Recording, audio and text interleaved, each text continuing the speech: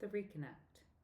Devon hovered over her phone. She had opened a new text and her thumb was currently wavering over his name. When Joe had texted her his number, she hadn't told him the truth that she had had his number memorized because she never saved it.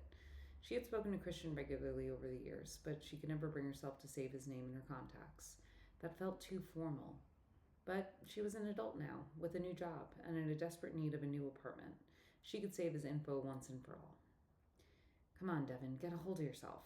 She ignored the looks from a passerby as she gave herself a pep talk. She had already drafted the text. It was light, a check-in of sorts. Isn't it funny type story of her running into Kira and Joe. She hoped Christian wouldn't see through it. In all likelihood, he would.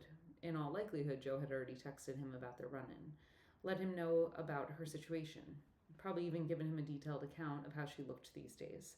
Maybe that was going too far. Joe probably had said something like, "Remember Devon from college? She's looking for a roommate. You have an open spot?" She looked down at her phone once more. She had to remember that people were a lot calmer than she gave them credit for. She, too, could be a calm person. "Hey, I ran into Joe last night when I was grabbing a drink with Kira. Remember her? And he mentioned your roommate was moving out in a few weeks. Any chance you want to live with me?" She hit send before she could rethink it. Within seconds, her phone buzzed. "Seriously, Devon? Did you decide to talk to me because you're desperate or because you miss me?" Okay, she deserved that. She couldn't scroll through their previous texts because she always deleted them after she became frustrated with him. She was pretty certain she had blown him off in their last conversation because he'd skipped seeing her to spend time with his friends. In the moment, it had felt right, kind of like she was punishing him for choosing other people over her. That was the thing about Christian. When given the option, he always chose someone else over her. I get it. No need to be mean about it. I'm texting you because I do need a place to live. She wouldn't give him the satisfaction of agreeing that yes, she was desperate. Of course you do. She could feel his eye roll through the screen. Come over later, I'll show you the room. He texted her the address. She scoffed. He didn't even bother to ask when she was available to see it. Typical Christian. Hopping off the N train at Ninth Street, Devon took stock of her surroundings. She rarely came to Brooklyn. It wasn't just because she was a city girl. It was because for the last 5 years she had basically lived in Astor Place.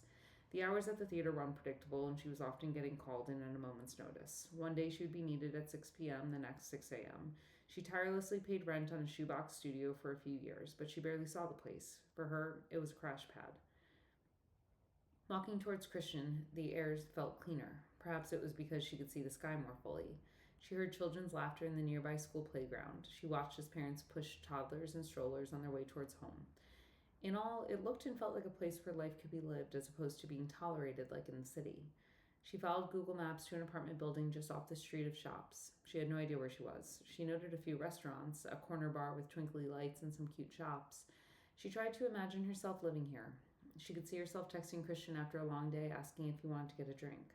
They'd meet at the corner bar without needing to confirm it with each other first. The bartenders would know them. They'd greet them with the familiarity of locals. Maybe she'd even think they were a couple.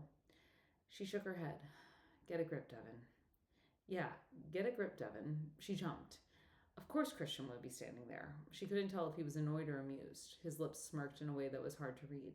She had never seen him use that expression on anyone but her. It would be charming if it was a look of amusement, but more often than not, it was the reverse for annoyance. She looked at him and then back up the building. She refused to give him the upper hand. So, this is it? If by this you mean the apartment you're pretty much desperate for, then yes, this is it. I'm not desperate. He hummed as he stepped around her, pulling out his keys. I'd say you coming to Brooklyn is pretty desperate. You hate Brooklyn. I do not. He looked over her shoulder as he unlocked the door. Devon, you spent the entirety of 2019 telling me that you hated Brooklyn, that if I moved here, you would under no circumstance ever come and visit me. She recalled those conversations. In retrospect, she may have been a little harsh. What she really had meant to articulate was that she wouldn't go to see him if he wasn't willing to come see her. That was the line in the sand. Well, look at me now. I'm here, in Brooklyn, with you. So let's get on with it. He let out a chuckle as he opened the door, barely holding it open, leaving Devon to trail behind. She followed him wordlessly up 4 flights to his apartment, biting her tongue. She would not give him the satisfaction of knowing that she was in fact woefully out of shape, and she felt like her heart might burst if he asked her to climb one more flight. He unlocked his front door and she stepped inside. She was hit by a flood of sunlight and plants. Why were there so many plants? Come on in, take your shoes off. He said it as a demand rather than an ask. Devon rolled her eyes. This dynamic would need some reworking if this became her reality. She walked further in and she focused on her surroundings. She was standing in a hallway with herringbone floors. Christian had disappeared somewhere in front of her, so she took her time. To her right was a bedroom. She noticed a Fordham poster taped onto one of the walls. She peeked inside. Bed messy, shoes on the floor, a large armoire stuffed high with what looked like a dozen of baseball caps and t-shirts.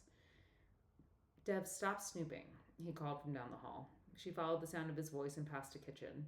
It was old and still had the 1950s cream cabinets with seafoam green formica countertops.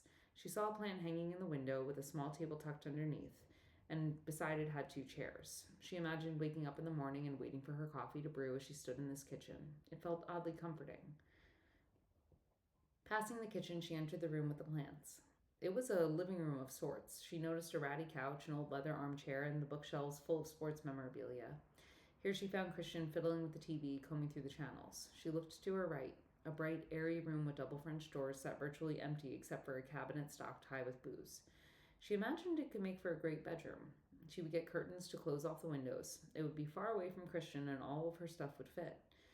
What did this used to be? Andy's room? Christian let out a scoff. Ha, you wish. No, that's the dining room. Andy took the dining room table with him when he moved out. We used it as an office, but when Andy's girlfriend would come over, we'd move all of our shit out and have family dinner together. She liked the idea of Christian having people to dinner. She didn't know why she always visualized him as a solo entity, someone without friends. Perhaps she was projecting her own insecurities onto him. So, can I use it as a bedroom? Jesus. Devin, seriously? No, it's a dining room. There's meant to be a table there, or at least desks. What's the big deal? It's not a big deal. If it were a bedroom, it would disrupt the flow of the apartment. Plus, your bedroom is the last room, farthest away from everything. From you mean? That too. She moved out of the dining room and passed another seafoam green room. This time a bathroom with a matching sink, tub, and toilet of all the same hue.